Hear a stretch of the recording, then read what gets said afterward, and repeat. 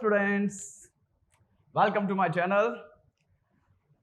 Last one पे हमने electrostatics में जो हमारा फर्स्ट चैप्टर है इलेक्ट्रोस्टैटिक चार्ज एंड फील्ड, अपन डायपोल तक फिनिश कर चुके थे। उसके सारे न्यूमेरिकल्स भी हो चुके थे और पिछले वीडियो में हमने आपको इलेक्ट्रिक फ्लक्स और इलेक्ट्रिक लाइंस ऑफ फोर्स के बारे में बताया था। इलेक्ट्रिक फ्लक्स के बारे में हमने आपको जो बताया था, ये बताया था कि what is electric flux? The total number of electric lines of force passing normally through a surface placed in electric field is called electric flux, जिसको डिनोट करते हैं phi e से। इलेक्ट्रिक फ्लक्स एक स्केलर क्वांटिटी है और कुछ फॉर्मूले हमने आपको बताए थे। इलेक्ट्रिक फ्लक्स का एक फॉर्मूला ये थे phi e equals to e s cos theta, या वेक्टर फॉर्म में कहें तो इसे कह सकते हैं e vector dot s vector. Clear है कि नहीं? इसके दो स्पेशल केस भी बताए थे। अगर कोई surface perpendicular to electric field है तो उससे मैक्सिमम इलेक्ट्रिक फ्लक्स पास होता है, दैट इज ES, और अगर कोई surface parallel to electric field है तो उससे कोई इलेक्ट्रिक फ्लक्स पास नहीं होता। एंटरिंग इलेक्ट्रिक फ्लक्स नेगेटिव होता है and leaving electric flux positive लिया जाता है। ठीक है ना? अगर सरफेस बड़ा है तो उसे कई स्मॉल पार्ट्स में डिवाइड करके अलग अलग स्मॉल पार्ट का अगर हम इलेक्ट्रिक फ्लक्स निकालें तो D लग जाएगा। D phi E equals to होता है क्या? E ds cos थीटा, या कह सकते हैं E vector dot ds vector. और अगर पूरे सरफेस का निकालना है इलेक्ट्रिक फ्लक्स phi E तो वो इसको इंटीग्रेट करके आएगा। इंटीग्रेट भी मैंने बताया था, कौन सा इंटीग्रेशन होता है? Surface integration. तो surface integration E ds cos theta या E vector dot ds vector, इसको कह सकते हैं surface integration of E ds cos theta. या थीटा के बारे में मैंने बताया था कि एंगल होता है जो इलेक्ट्रिक फील्ड की डायरेक्शन बनाती है नॉर्मल टू द सरफेस के साथ। एंगल बनता किसके साथ है? सरफेस के साथ नहीं, बल्कि नॉर्मल टू द सरफेस के साथ। Any problem? तो देखिए, अभी हम आज जो पढ़ने जा रहे हैं इस चैप्टर का सबसे important topic, the most important topic इस चैप्टर का गॉस थ्योरम। ठीक है ना? तो गॉस थ्योरम आज हम पढ़ने जा रहे हैं। गॉस थ्योरम को गॉस लॉ भी कह सकते हैं। ये आप देख सकते हैं, मेरी विशेष सील लग गई इसके ऊपर, जो बहुत इंपॉर्टेंट क्वेश्चंस पे लगती है। तो ये मोस्ट इंपॉर्टेंट क्वेश्चन बन जाता है गॉस थ्योरम। आगे का पूरा चैप्टर अब गॉस थ्योरम के ऊपर ही बेस्ड है। तो सबसे पहले तो गॉस थ्योरम है क्या? स्टेटमेंट। पूरा क्वेश्चन बन जाता है कि state and prove Gauss theorem. ठीक है ना? तो अगले कुछ क्षणों में कुछ अनमोल शब्द बोलने जा रहा हूं। सभी लोग अपने श्रवण यंत्र हमारे मुखाग्र बिंदु की ओर केंद्रित कर दें और ध्यान से सुने अनमोल शब्द। तो गॉस थ्योरम, पहली बात तो अप्लाई किसके लिए होती है Gauss theorem? It is applied only for closed surface. कैसे सरफेस के लिए अप्लाई होती है? क्लोज्ड सरफेस के लिए। क्लोज्ड सरफेस कैसे होते हैं? जो चारों तरफ से घिरे होते हैं, लाइक स्फीयर, क्यूब, क्यूबॉइड। ठीक है ना? ये कैसे होते हैं? क्लोज्ड सरफेस होते हैं। तो किसी क्लोज्ड सरफेस के लिए गॉस थ्योरम अप्लाई होती है and it is related to electric flux. तो इलेक्ट्रिक फ्लक्स के ऊपर ये थ्योरम है। और क्या कहती है थ्योरम, पहले आप सुन लीजिए अंग्रेजी में, ध्यान अपन बात करेंगे इंग्लिश में। क्लियर है कि नहीं? तो गॉस थ्योरम ये कहती है, शब्दों को पकड़ना ध्यान से, कि किसी क्लोज्ड सरफेस से गुजरने वाला, किसी क्लोज्ड सरफेस से गुजरने वाला नेट, यानी नेट मतलब टोटल, किसी क्लोज सरफेस से गुजरने वाला नेट इलेक्ट्रिक फ्लक्स उस सरफेस के अंदर प्रेजेंट टोटल चार्ज का 1 अपॉन एप्सिलॉन नॉट टाइम्स होता है। कितना टाइम्स होता है? 1 अपॉन एप्सिलॉन नॉट टाइम्स होता है। किसका?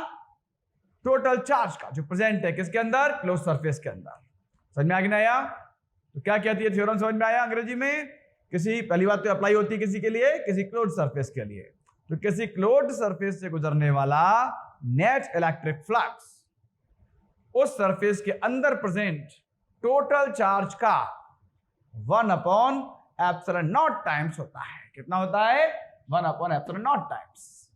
अब इसी बात को अगर हम कहें इंग्लिश में तो कैसे कहेंगे? तो शुरुआत करेंगे कहां से? शब्दों को ध्यान से पकड़ना। स्टेटमेंट चाहो तो मैं लिख भी देता हूं, net electric flux. Net electric flux through any closed surface, through any closed surface apply होती है क्लोज सरफेस के लिए, रिलेटेड है इलेक्ट्रिक फ्लक्स से। तो net electric flux through any close surface is equals to 1 upon epsilon naught times 1 upon epsilon naught times of total charge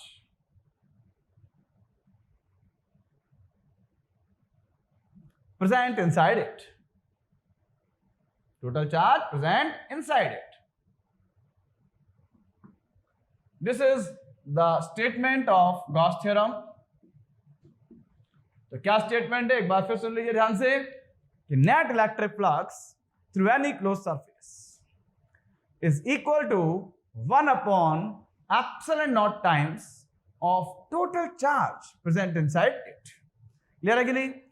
अगर मान लीजिए क्लोज सरफेस है और उसके अंदर टोटल चार्ज प्रेजेंट है Q, तो गॉस थ्योरम के अनुसार मैथमेटिकली हम ये कहेंगे फ्लक्स को रिप्रेजेंट करते हैं फाई ई से, तो फाई ई हो गया नेट इलेक्ट्रिक फ्लक्स, और गॉस थ्योरम है तो किसी क्लोज सरफेस के लिए होगा, तो किसी क्लोज सरफेस से गुजरने वाला net electric flux through any close surface is equal to, तो इक्वल टू के साथ आ जाएगा कितना times 1 upon epsilon naught times किसका, of total charge present inside it.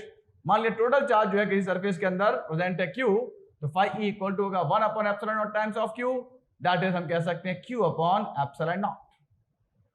Q का 1 अपॉन एप्सिलॉन नॉट क्या होगा, Q upon epsilon not.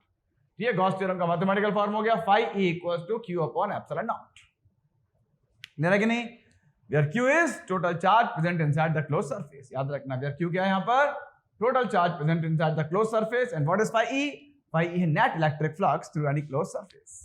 Got it? समझ में आ गया ना? यार अब एक बड़ा इंपॉर्टेंट क्वेश्चन बन जाता है, स्टेटमेंट तो बहुत इंपॉर्टेंट है ही, कई बार कोई एप्लीकेशन है तो उसके साथ स्टेट करने के लिए आती है गॉस थ्योरम, तो स्टेट तो करनी पड़ेगी, अलग से भी एक नंबर में पूछ सकते हैं स्टेट गॉस थ्योरम। क्लियर है? लेकिन जो ज्यादा एक इंपॉर्टेंट क्वेश्चन बन जाता है वो बन जाता है state and prove Gauss theorem. तो स्टेट एंड प्रूव में आपको स्टेटमेंट तो देना ही पड़ेगा, तो स्टेटमेंट में तो ये लिख देंगे अपन, तो स्टेटमेंट छोटा सा है लेकिन बड़ा इंपॉर्टेंट है, याद रखिएगा, बिल्कुल अच्छी तरीके से चिपका लो खबड़िया में। क्या है Gauss theorem? Net electric flux through any close surface is equals to 1 upon epsilon naught times of total charge present inside it, that is phi e equals to Q upon epsilon naught। Clear है कि नहीं? ना सिर्फ रटना है, दिमाग में बिठा भी लेना कंसेप्ट इसका, कई न्यूमेरिकल्स में कई कंसेप्चुअल क्वेश्चंस में जब यूज होगा तो इस्तेमाल भी कर पाए आप। क्लियर है कि नहीं? अब अपन आते हैं इसके प्रूफ पे। क्वेश्चन आ जाता है state and proof Gauss theorem, और एमपी बोर्ड के लिए तो इतना ज्यादा इंपॉर्टेंट है ये क्वेश्चन कि ये समझ लो आता ही रहता है अक्सर, ठीक है ना? कई बार तो रिपीट मार हैट्रिक मार चुका है, ठीक है ना? तो इसको आप बिल्कुल बहुत अच्छी तरह समझ लेना, स्टेटमेंट तो याद हो ही गया होगा, प्रूफ को भी अच्छी तरह समझ लेना। और सीबीएसई में भी गॉस थ्योरम बहुत इंपॉर्टेंट है, या तो गॉस थ्योरम डायरेक्ट याद है स्टेट एंड प्रूफ, या फिर कोई एप्लीकेशन पूछ लेते हैं, एप्लीकेशन भी बहुत इंपॉर्टेंट है सीबीएसई के लिए गॉस थ्योरम के। तो कुल मिला के एक बड़ा ही इंपॉर्टेंट पार्ट है इस चैप्टर का गॉस थ्योरम। तो देखिए अब आप इसके प्रूफ पे आते हैं अपन।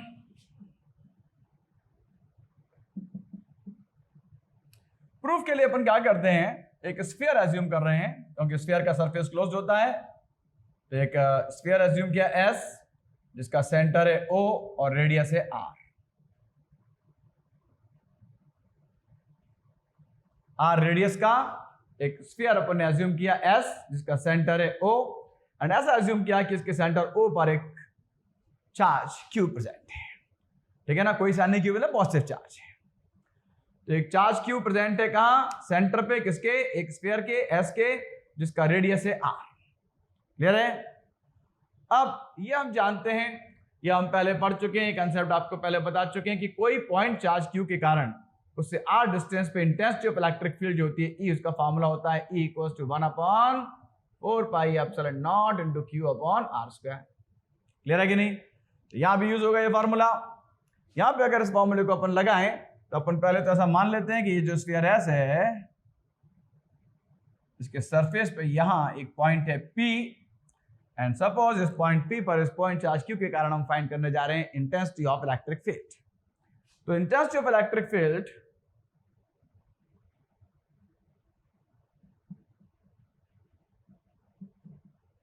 एट पॉइंट P क्या होगी, तो E इक्वल्स टू फॉर्मूला होता है 1 upon 4 pi epsilon naught into Q upon R square, and give it equation 1।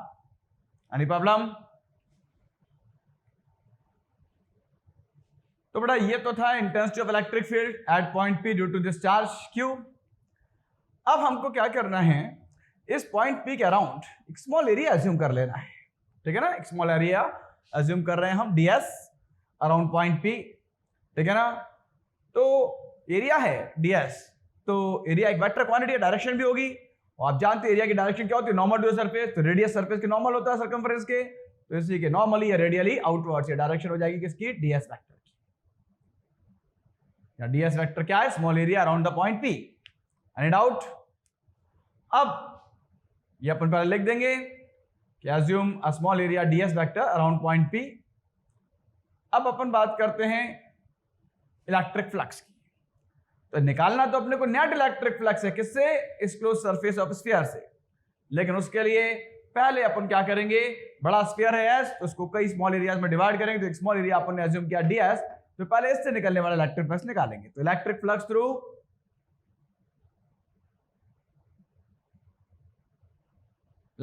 Through small area ds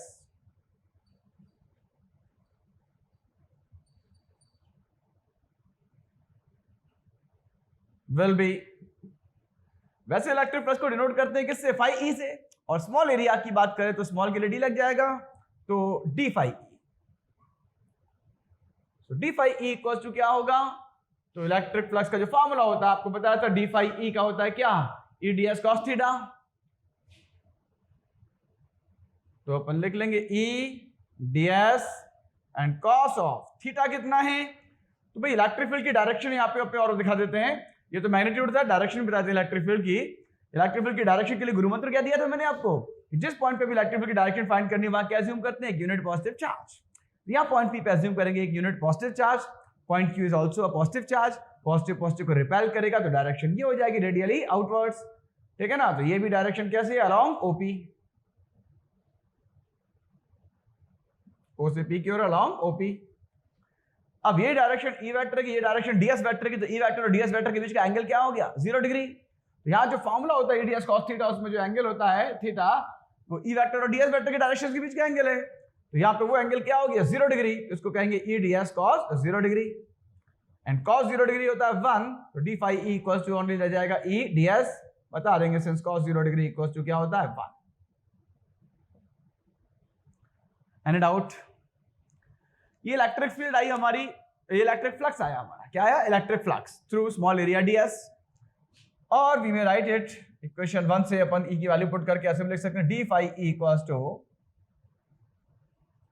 E की जगह आ जाएगा 1/4 pi epsilon naught into q upon r square, और ds की जगह ds आ जाएगा।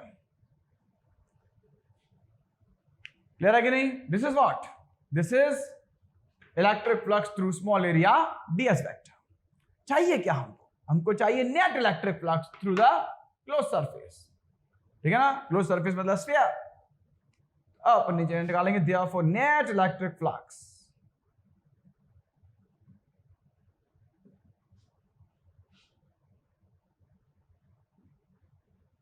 Through close surface of sphere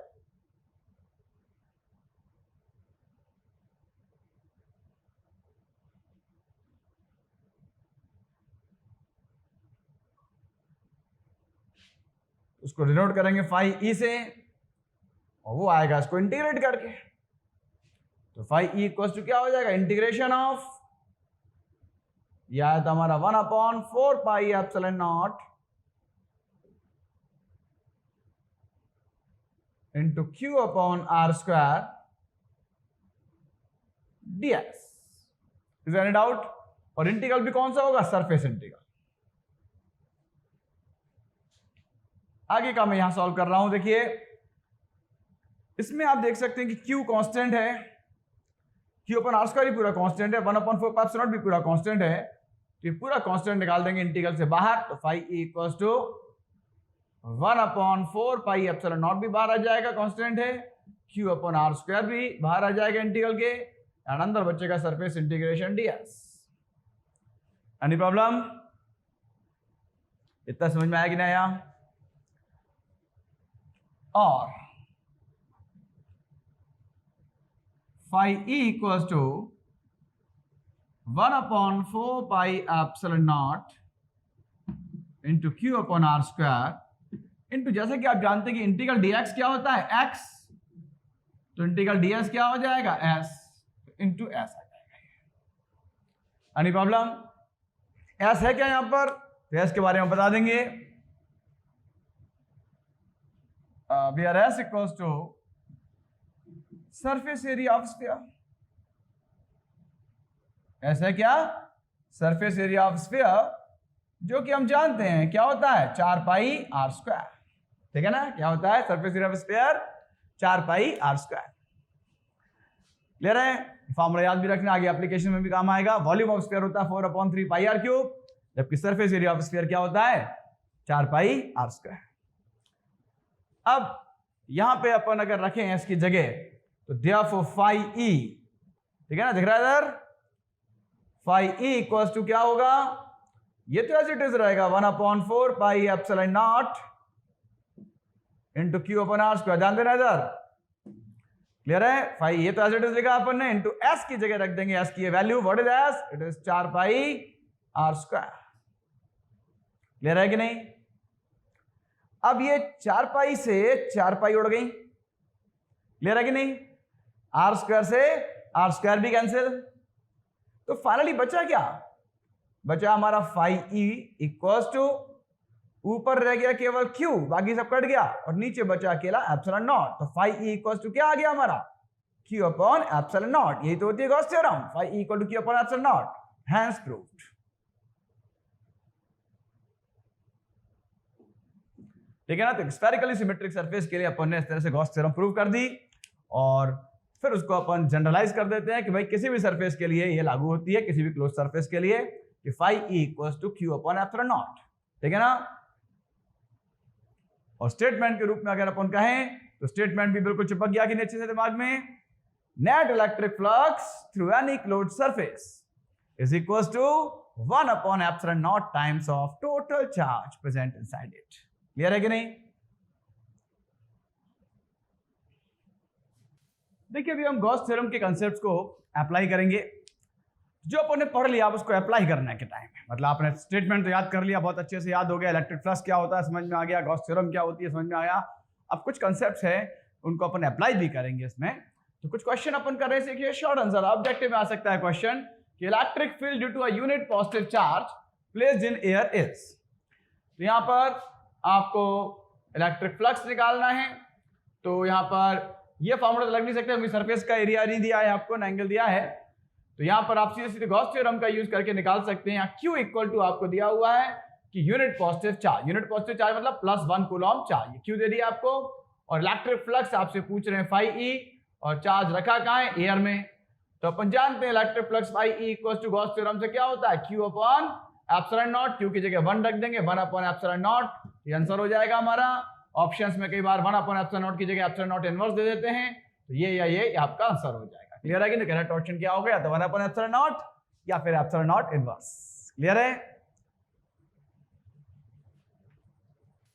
फिर देखिए अभी ये नेक्स्ट क्वेश्चन में आपसे कहा है a charge Q is placed at the centre of a cube. Cube एक क्लोज सरफेस है और चार्ज क्यू कहां रखा है, इस क्यूब के सेंटर पे रखा हुआ है।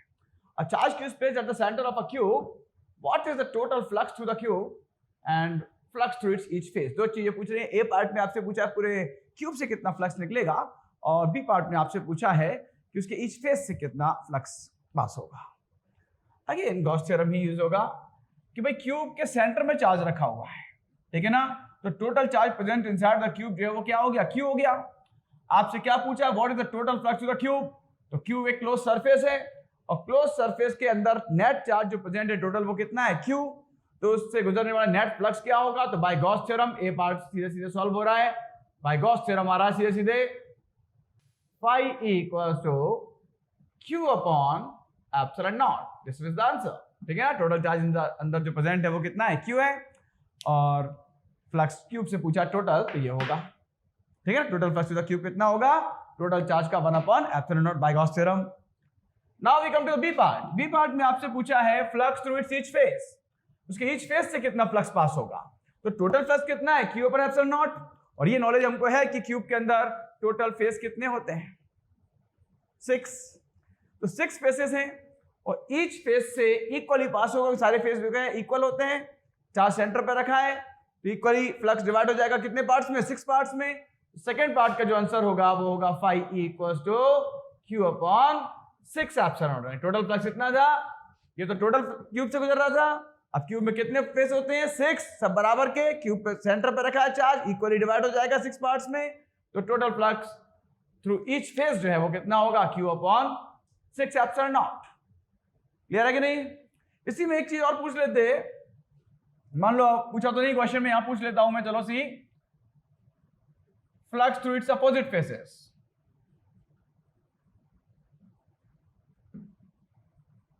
Flux through its opposite faces,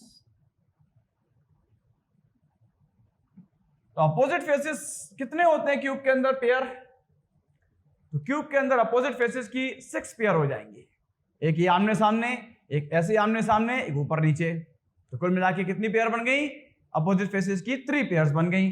तो टोटल फ्लक्स कितना था, Q अपॉन एप्सिलॉन नॉट, और अपोजिट फेसेस का पूछा तो अपोजिट फेस की कितनी पेयर होती है, 3, इक्वली डिवाइड हो जाएगा 3 पार्ट्स में, तो phi E ईच प्लेस का कितना हो जाएगा, इस flux through each opposite faces, opposite faces में से कितना पास होगा, 3 पार्ट्स में डिवाइड हो जाएगा, Q upon 3 epsilon naught. Clear है कि नहीं? तो देखिए स्टूडेंट्स, फिर एक और क्वेश्चन अपन देख रहे हैं। ये सारे क्वेश्चन छोटे छोटे से हैं और कंसेप्चुअल क्वेश्चंस हैं, ठीक है ना।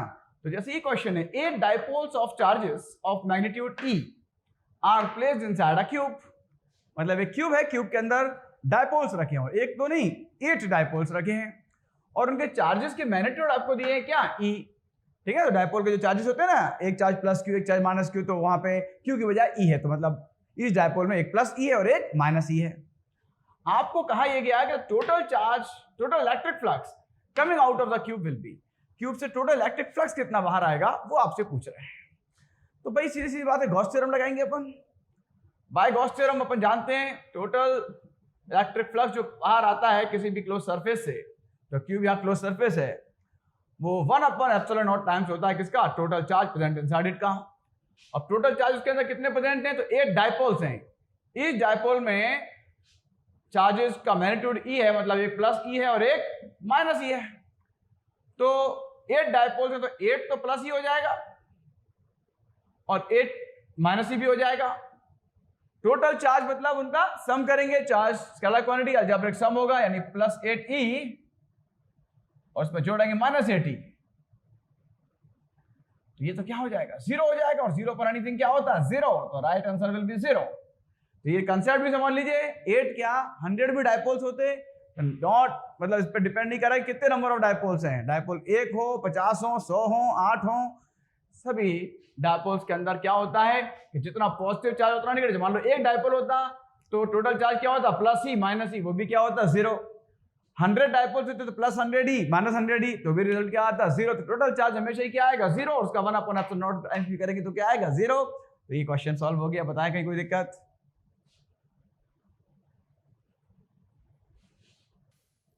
तो देखिए बेटा नेक्स्ट क्वेश्चन में आपसे ये कहा है, if a charge Q is placed at the centre of one face of a cube, तो क्यूब के सेंटर पे नहीं है, क्यूब के किसी एक फेस के सेंटर पे है। क्लियर है कि नहीं?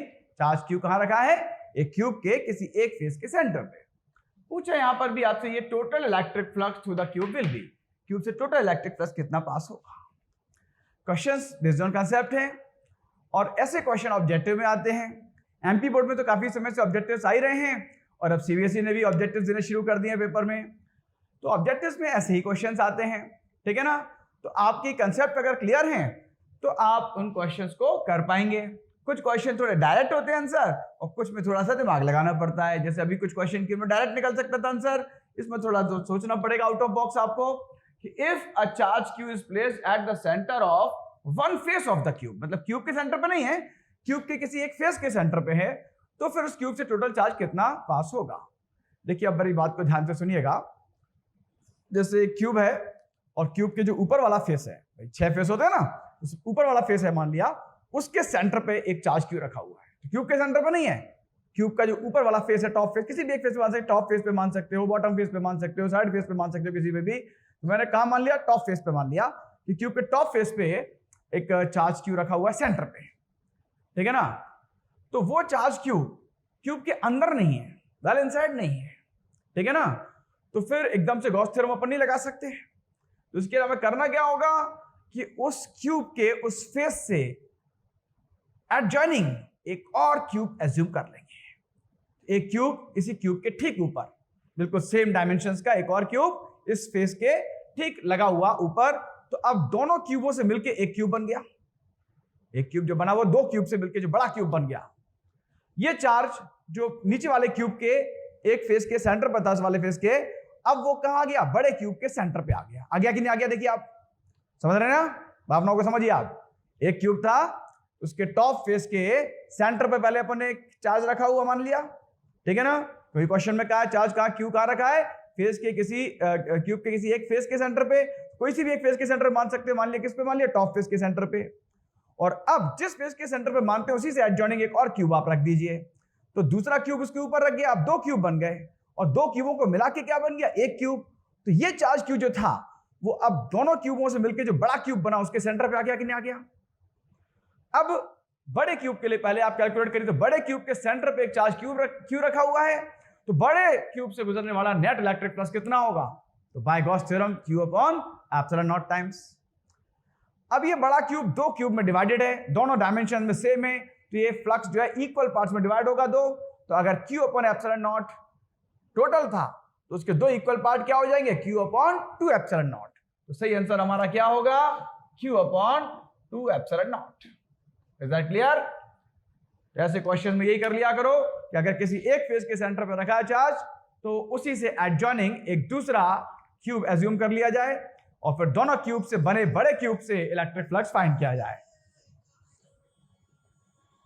तो ऐसे सभी क्वेश्चन में अपन को बस यही ध्यान रखना है कि जब आपको ये वाली कंडीशन आ जाए कि किसी एक फेस के सेंटर पे रखा है, क्यूब के सेंटर पे नहीं, चार्ज किसी एक फेस के सेंटर पे, तो फिर अपन हमेशा क्या करेंगे, एक दूसरा क्यूब एज्यूम करेंगे उसी से एडजॉइनिंग, और फिर दोनों क्यूब से बना जो बड़ा क्यूब होगा ये चार्ज उसके सेंटर पे आ जाएगा। तो टोटल फ्लक्स गॉस थ्योरम से निकलेगा बड़े क्यूब का कितना, Q upon epsilon naught by Gauss theorem. और फिर अब ये तो पूरे से है, पूरा क्यूब जो है बड़ा क्यूब दो क्यूब से मिलकर बना है, दोनों क्यूब के डायमेंशन इक्वल है, तो जो भी टोटल फ्लक्स है वो दो इक्वल पार्ट्स में डिवाइड होगा। किसी एक काम को निकालना है तो हमको जो नीचे वाला ओरिजिनल क्यूब था जो हमको दिया था उसका निकालना है, तो क्या होगा, उसका हाफ हो जाएगा। Q अपॉन एप्सिलॉन नॉट का हाफ क्या होगा, Q upon 2 epsilon naught. Clear है कि नहीं। Now see one another question. Question बड़ा अच्छा है, ध्यान से आप देखिए, और कंसेप्ट जो बताते जा रहे हैं ना, एक्चुअली ये नोट पॉइंट्स के तौर पे आप डायरेक्ट याद भी रख सकते हैं, क्योंकि इन पर डायरेक्ट क्वेश्चन बने हैं कई बार एग्जाम्स में। तो क्वेश्चन ये है कि a charge cube is placed at a corner of a cube. एक चार्ज क्यूब कहां रखा है, क्यूब के किसी एक कॉर्नर पे। कॉर्नर्स कितने होते हैं क्यूब के अंदर, 8। कितने कॉर्नर्स होते हैं क्यूब के अंदर, 8। तो एक चार्ज अगर क्यूब के किसी एक कॉर्नर पे रख दिया जाए, भाई सेंटर पे होता तो total flux to the cube कितना होता, Q अपॉन एप्सिलॉन नॉट। लेकिन क्यूब में कितने कॉर्नर्स होते हैं, 8 कॉर्नर, एक कॉर्नर पे रख दिया गया चार्ज। तो समझना बात को।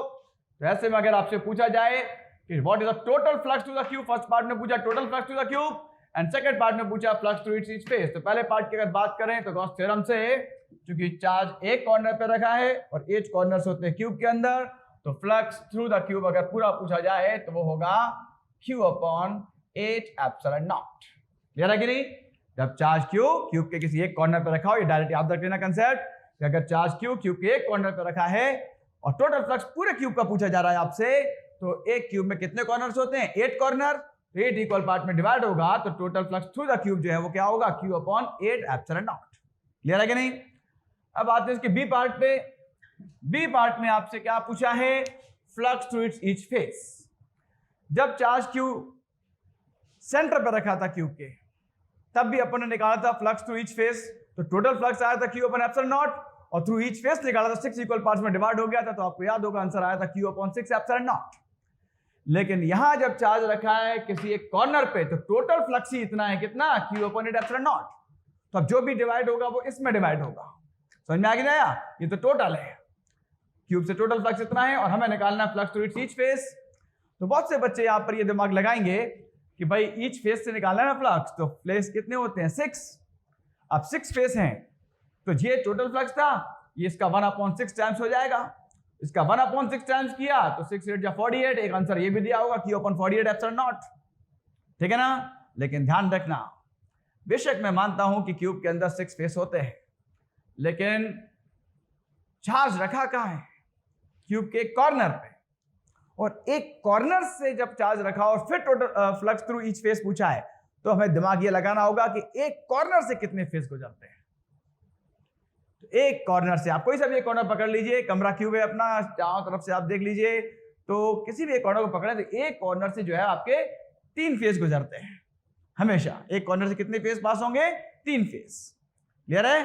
कौन कौन से? जैसे मान लो ये वाला कॉर्नर अपन ने पकड़ा तो एक फेस तो ये वाला होगा, एक ऊपर वाला होगा, ठीक है नहीं, और एक ये साइड वाला। 3 फेस हो गए कि नहीं? एक ये ऐसे वाला, एक ऐसे वाला और एक ऐसे वाला, 3 फेस हो गए। हर क्यूब के हर कॉर्नर से कितने फेस गुजरेंगे? 3। ये बात तो पे लिख लेंगे, since 3 faces of cube passes through each corner,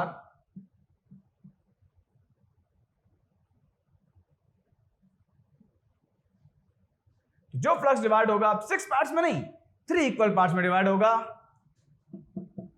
Therefore flux through each face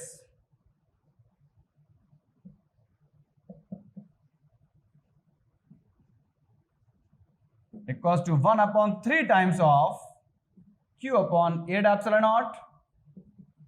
So your answer will be 3 8 24, Q/24 epsilon naught. Got it? तो देखिए स्टूडेंट्स, एक और क्वेश्चन अपन करते हैं। इन क्वेश्चंस को जो अपन कर रहे हैं, इससे मेनली जो है क्या है, अपन ने गॉस थ्योरम अभी पढ़ी, अपन ने स्टेटमेंट याद कर लिया। अब कई लोगों को लगता है कि थ्योरी का मतलब यही होता है कि स्टेटमेंट याद हो गया अच्छे से, मेन क्वेश्चन याद हो गए अपने को, मतलब की बात तो यही है जो बता रहे सर। अब ये तो फालतू चीजें हैं, ये फालतू चीजें नहीं है बेटा। जो उसके बाद बताते हैं ना हम, कोई भी डेरिवेशन कंप्लीट होने के बाद कोई भी कंसेप्ट जो बाद में बताते हैं वो बहुत महत्वपूर्ण होते हैं। इन पे बेस्ड जो क्वेश्चंस होते हैं, कंसेप्चुअल क्वेश्चन, ये बहुत अच्छी से देखा करो। ये क्वेश्चन जो अभी हम कराने जा रहे हैं, बोर्ड में आए हुए क्वेश्चन है। ऐसे क्वेश्चन 2-3 बार बोर्ड में आ चुके हैं, ठीक है ना। थोड़ा बहुत घुमा फिरा के डाटा वाटा चेंज करके क्वेश्चन इस टाइप के आ जाते हैं। तो इसमें क्या अप्लाई होगा? कुछ नहीं आता है। एक बार भी आप उस क्वेश्चन से गुजर गए या उस टाइप के क्वेश्चन से गुजर गए तो आपका दिमाग तुरंत चल जाएगा। और जब ऐसा क्वेश्चन अपन फर्स्ट टाइम देखते हैं तो कई बार अपन कंफ्यूजन में गलत करके आ जाते हैं। क्वेश्चन होते बहुत सिंपल है, लेकिन बाद में आकर पता चलता ओह सॉरी यार ये गलती हो गई, ठीक है ना। तो इसलिए बड़े ध्यान से पढ़ना होता है इन क्वेश्चंस को, और फिर बात का मतलब समझ के सॉल्व करेंगे। तो देखिए ये क्वेश्चन 2 मार्क्स में आ जाता है। S1 and S2 are 2 concentric spheres। ये देख सकते हैं फिगर में, ये S1 है, ये S2 है, दोनों स्फीयर्स हैं। और कैसे स्फीयर्स है? कोसेंट्रिक, मतलब सेंटर दोनों का सेम है, रेडियस अलग अलग। तो S1 and S2 are 2 concentric spheres enclosing charges Q and 2Q respectively as shown in the figure। आप देख सकते हैं जैसे फिगर में दिखाया, S1 के अंदर चार्ज इंक्लोज क्या है? Q, और S2 के अंदर चार्ज इंक्लोज क्या है? 2Q। इस तरह से दिखाया हुआ है आपको फिगर में।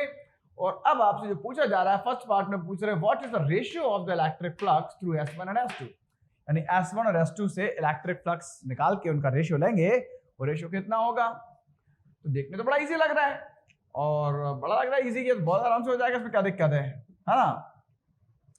गलती क्या हो सकती है वो भी बता देता हूं मैं आपने, कि आपने देखा भाई ये पार्ट पे गए, इलेक्ट्रिक फ्लक्स के लिए गॉस थ्योरम आपको पता है। गॉस थ्योरम क्या कहती है कि net electric flux through any closed surface is equal to 1/ε0 times of the total charge present inside it. तो अगर अपन देखें फ्लक्स थ्रू S1, ये पार्ट कर रहा हूं पहले, फ्लक्स थ्रू S1, इसको φ1 कह देते हैं अपन। तो total charge present inside S1 कितना है? Q, और Q का ε0 टाइम्स हो जाएगा बाय गॉस थ्योरम। तो क्या हो जाएगा? Q/ε0। अब अपन को रेशियो चाहिए S2 और S1 दोनों के इलेक्ट्रिक फ्लक्स, तो S2 का भी निकालेंगे, तो फ्लक्स थ्रू S2।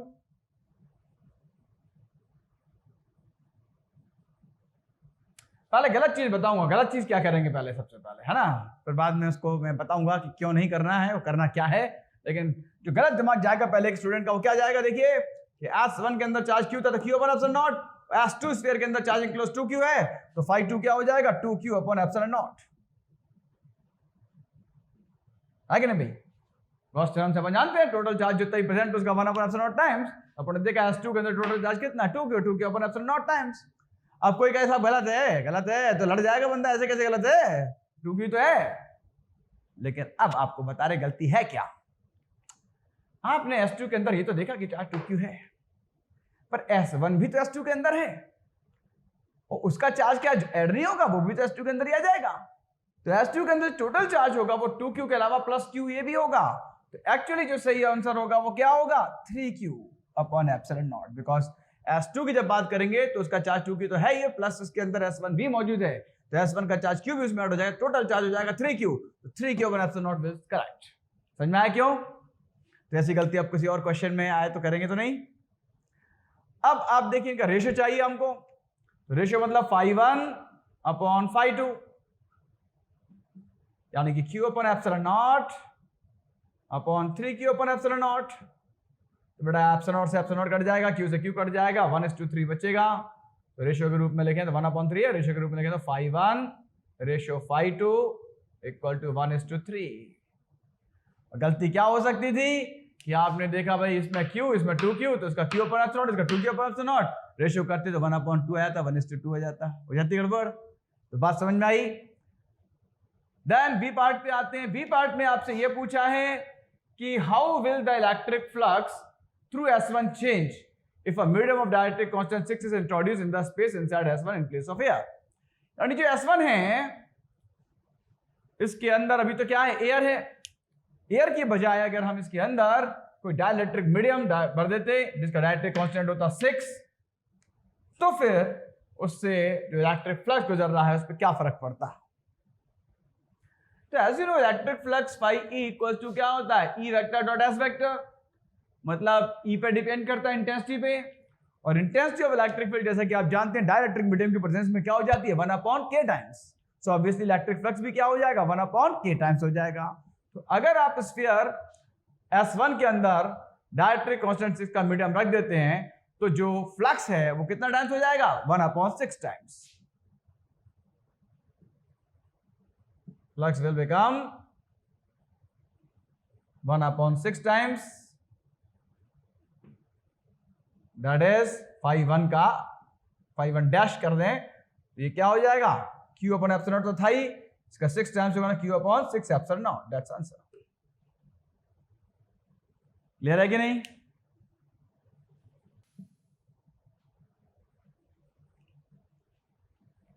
तो देखिए बेटा अगला क्वेश्चन देखते हैं अपन। ये क्वेश्चन भी बोर्ड में आया हुआ क्वेश्चन है। क्वेश्चन में आपसे सीधे सीधे पूछा है a spherical Gaussian surface encloses a charge of 8.85 into 10⁻⁴ coulomb.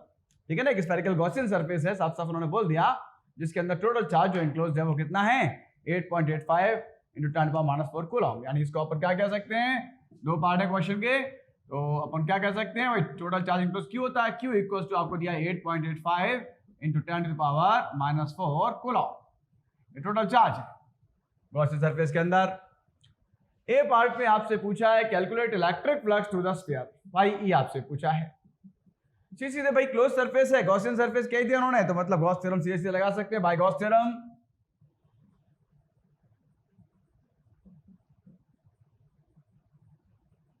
तो phi E पूछ रहे हैं, phi E इक्वल्स टू होता है q अपॉन एप्सिलॉन नॉट, रख दो वैल्यू q की भी और एप्सिलॉन नॉट की भी। तो q की वैल्यू दे ही रखी है क्वेश्चन में 8.85 into 10⁻⁻12, और एप्सिलॉन नॉट की वैल्यू आप जानते हैं क्या होती है, ये पहले बता चुके हैं आपको, याद रखना है। वैसे तो इतनी बताई थी उन्हें 8.854 इंटू, सॉरी ये तो -4 था क्वेश्चन के अंदर, और इसकी वैल्यू जो होती है ये होती है 8.854 इंटू 10⁻12।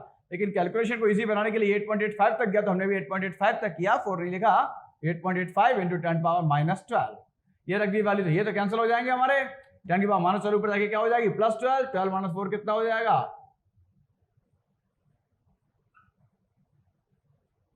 10⁸। क्लियर है कि नहीं, 12 - 4 कितना हो जाएगा 8, और ये फ्लक्स है ना, यूनिट क्या होती है, न्यूटन मीटर स्क्वायर पर कूलम।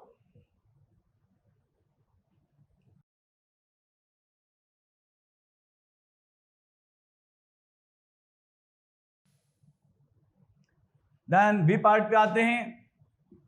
बी पार्ट में आपसे पूछा है if radius of Gaussian surface is doubled, अगर गॉसियन सरफेस जो है, जो हमारा दिया था स्फीयर, उसका रेडियस डबल कर दिया जाए तो क्या फर्क पड़ेगा? How would the flux change?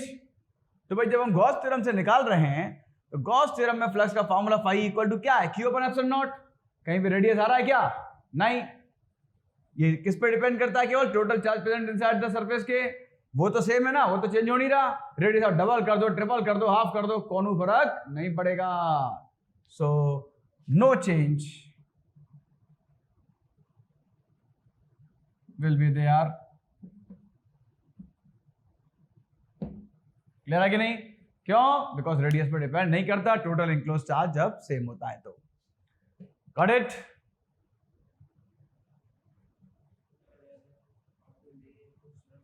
अब देखिए स्टूडेंट्स, एक और क्वेश्चन। ये क्वेश्चन भी आपका देखिए ऐसा ही एक सिंपल सा क्वेश्चन है। If the electric flux entering and leaving a close surface are φ1 and φ2 respectively, मतलब φ1 φ2 दो फ्लक्स दे रखे हैं यहाँ पे। एक एंटरिंग फ्लक्स है φ1 और φ2 लीविंग फ्लक्स है। एंटरिंग और लीविंग फ्लक्स के बारे में क्या कंसेप्ट बताया था याद रखना। आपसे पूछ कर रहे हैं then find the electric charge inside the surface. Electric charge inside the surface यानी क्यू तो आपसे यहां पूछ लिया, पिछले क्वेश्चन में क्यू दिया था, यहां क्यू आपसे पूछ रहे हैं। फ्लक्स आपको दे रखा है, एंटरिंग फ्लक्स है φ1 और लीविंग फ्लक्स है φ2। कंसेप्ट यहां जो यूज होगा वो ये होगा कि एंटरिंग फ्लक्स कैसा होता है? नेगेटिव, और लीविंग फ्लक्स कैसा होता है? पॉजिटिव। यानी φ1 होगा नेगेटिव, φ2 होगा पॉजिटिव। और टोटल फ्लक्स की अगर बात करें, total flux to the surface, total net flux to the surface, दोनों का सम हो जाएगा। That is equal to entering flux φ1 negative plus leaving flux φ2 positive. Clear है कि नहीं? इसको φ2 माइनस φ1 भी कह सकते हैं हम, प्लस का पहले माइनस का बाद में निकलेंगे, φ2 minus φ1। This is what? This total flux through the surface. Total flux जिसे φe कहते हैं, तो φe आ गया ये आपका net electric flux to the surface, क्योंकि φ1 तो कैसा था? एंटरिंग नेगेटिव हो गया, φ2 पॉजिटिव हो गया, लीविंग था, और दोनों का सम किया, टोटल नेट इलेक्ट्रिक फ्लक्स ये आ गया आपका। ठीक है ना? और टोटल चार्ज कितना होगा वो आपसे पूछ रहे हैं इनसाइड द सरफेस। तो गॉस थ्योरम लग जाएगी। बाय गॉस थ्योरम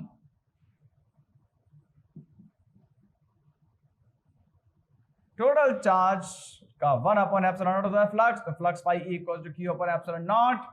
यहां से q पूछ रहे हैं, q इक्वल टू क्या होगा? φe into epsilon naught, and what is phi total flux? φ2 minus φ1, ये हो जाएगा φ2 minus φ1 into epsilon naught. That's answer. देखिए स्टूडेंट्स, एक और क्वेश्चन। इस क्वेश्चन को अगर अपन देखें ध्यान से, ये भी बोर्ड में आया हुआ क्वेश्चन है सीबीएसई में। Figure shows 3 point charges +2q -q and +3q। ये देख सकते हैं फिगर बना हुआ है, ये तीन चार्जेस दिखाए, +3q +2q और -q। आपसे कह रहे what is the electric flux due to this configuration. इस पूरे कॉन्फ़िगरेशन के कारण आपको इलेक्ट्रिक फ्लक्स निकालना है थ्रू द सरफेस एस। ये जो सरफेस एस है, इस सरफेस से टोटल इलेक्ट्रिक फ्लक्स कितना पास होगा ये बताना है। कॉन्फ़िगरेशन दिया है, तीन चार्जेस है, कहां कहां सिचुएटेड है वो आप देख सकते हैं। इसको सॉल्यूशन अपन जब करेंगे तो याद रखना बाय गॉस थ्योरम निकलेंगे। बाय गॉस थ्योरम से हम जानते हैं φe equal to net electric flux क्या होता है? 1 अपॉन एप्सिलॉन नॉट टाइम्स होता है किसका? Total charge present inside the surface का। तो सरफेस के अंदर टोटल चार्ज प्रेजेंट क्या है? तो आप देख रहे हैं +2q है, -q है। अब +3q पे अगर नजर मारे तो सरफेस इसके अंदर नहीं है, बाहर है, बाहर है, तो क्या फर्क पड़ता है? कुछ भी बना रहे। अपनी जो गॉस थ्योरम वो किसके लिए? केवल total charge present inside the surface के लिए। यानी गॉस थ्योरम कहती है net electric flux to any close surface is equal to 1 upon epsilon naught times of total charge present inside the surface. तो इनसाइड द सरफेस केवल दो ही है, +2q और -q। ये टोटल चार्ज क्या आ जाएगा? +2q में से q गए तो q बचेंगे, q upon epsilon naught, that will be our answer. Clear है कि नहीं? यानी कंसेप्ट अगर क्लियर है तो क्वेश्चन ऐसे आप फटाफट बिना पेन चलाए वो हवा में सॉल्व कर सकते हैं। और जरा से भी कंसेप्ट में गड़बड़ हो गई तो आपका अगर टोटल चार्ज में आप बता 3q भी जोड़ गए, ठीक है ना? एक आंसर आपका वैसा भी दिया हो सकता है, ऑब्जेक्टिव में गड़बड़ हो जाएगी। क्लियर है कि नहीं? एक और क्वेश्चन अपन देखते हैं। तो देखिए स्टूडेंट्स, एक और क्वेश्चन अपन करने जा रहे हैं अब। ये भी गॉस थ्योरम के एप्लीकेशन के ऊपर है। तो इसमें आपसे फिर कहा है a charge q is placed at a distance a/2। एक चार्ज q जो है कहाँ रखा है? डिस्टेंस a/2 पे रखा है, above the centre of a horizontal square surface of edge A as shown in the figure. तो आप देख सकते हैं ये एक स्क्वायर सरफेस है, हॉरिजॉन्टल है मतलब रखा ऐसे इस तरह से हॉरिजॉन्टली रखा है स्क्वायर फेस, जिसकी ईच एज जो है वो क्या है, ए है। ये स्क्वायर फेस का सेंटर है, उसके सेंटर से a/2 डिस्टेंस पे यहाँ पे एक चार्ज रखा है, क्या, कैपिटल क्यू। समझ में आ गया आया? एक हॉरिजॉन्टल स्क्वायर सरफेस है जिसकी ईच एज जो है वो कितनी है, a है, और इसके सेंटर से a/2 डिस्टेंस पे यहाँ एक चार्ज रखा है, कैपिटल क्यू। आपसे क्वेश्चन में पूछा ये जा रहा है कि find the surface of the find the flux of the electric field. Flux of the electric field पता है, इलेक्ट्रिक फ्लक्स फाइंड करना है through the square surface. Square surface से कितना इलेक्ट्रिक फ्लक्स पास होगा, ठीक है कि नहीं? तो सबसे बड़ी दिक्कत यह है कि जब अपन स्क्वायर सरफेस की बात करें तो वो तो एक क्लोज सरफेस है ही नहीं, गॉस थ्योरम में अप्लाई नहीं हो सकती। गॉस थ्योरम में अप्लाई किसके लिए होती है, क्लोज सरफेस के लिए। क्लोज सरफेस कैसे होते हैं, क्यूब हुआ, स्फीयर हुआ, क्यूबॉइड हुआ, यहाँ हमें फाइंड करना है स्क्वायर सरफेस से। तो फर्स्ट ऑफ ऑल तो हमें क्या करना पड़ेगा, चार्ज को इंक्लोज करना पड़ेगा, एक गॉसियन सरफेस अपने को बनाना पड़ेगा जो चार्ज को चारों तरफ से एंक्लोज किए हुए हो, ठीक है कि नहीं? तो अपन ने क्या किया, तो अपन एक क्यूब एज्यूम कर सकते हैं। क्या एज्यूम कर सकते हैं, क्यूब। क्यूब तो होता है गॉसियन सरफेस, क्लोज सरफेस, और क्यूब की ईच फेस कैसा होता है, स्क्वायर सरफेस। तो ईच सरफेस इस टाइप का होगा। जब इसी को अपन इसको बेस मानते हुए है ना, दो साइड में ऐसे बन जाएंगे, एक ऊपर बन जाएगा, इधर दो साइड में, तो मतलब कुल मिला के कितने फेस बन जाएंगे, 6 फेसेस क्यूब के, और उन 6 में से एक फेस ये होगा। तो इस बात को अगर अपन लिखें वर्ड्स में तो ऐसे लिखेंगे, तो आप लिख भी लेना, सॉल्यूशन में थोड़ी सी थ्योरी लिखनी पड़ेगी अगर बोर्ड में आता है तो, कि imagine a cube of edge a enclosing the charge. सबसे पहले अपन क्या करेंगे, क्यूब इमेजिन कर लेंगे, ठीक है ना, और क्यूब ऐसा इमेजिन करेंगे जिसकी ईच एज जो है वो क्या हो, ए हो, और वो चार्ज को चारों तरफ से क्या कर रहा होगा, एंक्लोज कर रहा होगा। ये जो स्क्वायर फेस है जिससे कि हमें निकालना है electric flux, the square surface is one of the 6 faces of this cube. तो जो क्यूब हमने इमेजिन किया है उसके 6 फेसेस में से एक फेस ये सरफेस होगा। क्लियर है कि नहीं? अब अकॉर्डिंग टू गॉस थ्योरम पहले तो पूरे क्यूब से निकालते हैं electric flux. According to Gauss theorem net flux through the cube, net flux through the cube, उसको अपन रिप्रेजेंट कर देंगे phi e से, और that is equals to क्या होता है, तो गॉस थ्योरम के अकॉर्डिंग टोटल फ्लक्स क्यू, ये कहां होगा, सेंटर पे हो जाएगा। जब क्यूब बन जाएगा तो क्यूब के कहां हो जाएगा, सेंटर पे, क्योंकि ईच फेस की ईच एज की लेंथ कितनी है, a, और ये कहां है, इससे a/2 डिस्टेंस, तो a/2 a का क्या है, हाफ, मतलब ये चार्ज क्यू क्यूब के कहां होगा, सेंटर पे होगा। तो जब चार्ज क्यू किसी क्यूब के सेंटर पे हो तो total flux to the cube क्या होता है, क्यू अपॉन एप्सिलॉन नॉट। पहले तो ये निकाला अपन ने, और चूंकि ये सरफेस जिससे हमें निकालना है इलेक्ट्रिक फ्लक्स उस क्यूब के 6 फेसेस में से एक होगा, ठीक है ना। और जब जानते हैं हम टोटल फ्लक्स इतना है, चार्ज सेंटर पे रखा है, तो ईच फेस से कितना पास होता है, ये सबसे पहले ही क्वेश्चन अपन ने किया था, 1/6 टाइम्स हो जाता है। तो यस का 6 टाइम्स हो जाएगा, therefore flux through the square surface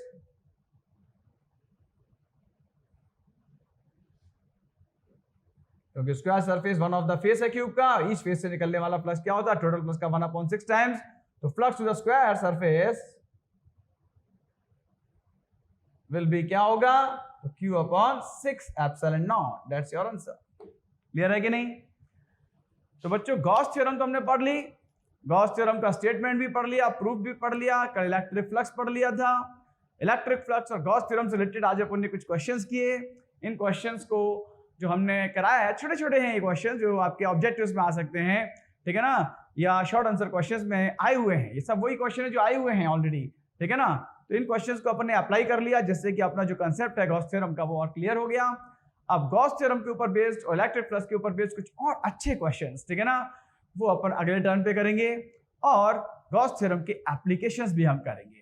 अभी एक पार्ट चैप्टर का हमने थोड़ा सा छोड़ा हुआ है, बहुत से बच्चे सोच रहे होंगे सर ने वो मिस कर दिया, चार्ज डिस्ट्रीब्यूशन, ठीक है ना, charge density, linear charge density, volume charge density, surface charge density. ये मैंने अभी जानबूझ के बचा के रखा हुआ था पार्ट, क्योंकि अभी तक कहीं उसकी जरूरत नहीं पड़ रही थी। अब जब हम एप्लीकेशंस करेंगे गॉस थ्योरम के तब उनकी जरूरत ज्यादा पड़ने वाली है, और पहले का बताया हुआ अब तक शायद याद नहीं रहता, तो अभी मैं ताजा जब गॉस थ्योरम के एप्लीकेशंस कराऊंगा तब आपको चार्ज डिस्ट्रीब्यूशन, चार्ज डेंसिटीज के बारे में बताऊंगा, और जिससे कि उसमें जब एप्लीकेशन होगा तो वो ताया ताया दिमाग में आपके रहेंगे और बात वहीं के वहीं चिपक जाएगी जब उसका यूज होगा। किसी कंसेप्ट को बता बहुत पहले दो और बहुत समय तक उसका यूज ना हो तो दिमाग से निकल जाता है, और जब बताओ तभी उसका यूज करा दो तो वो खपड़िया में चिपक जाता है।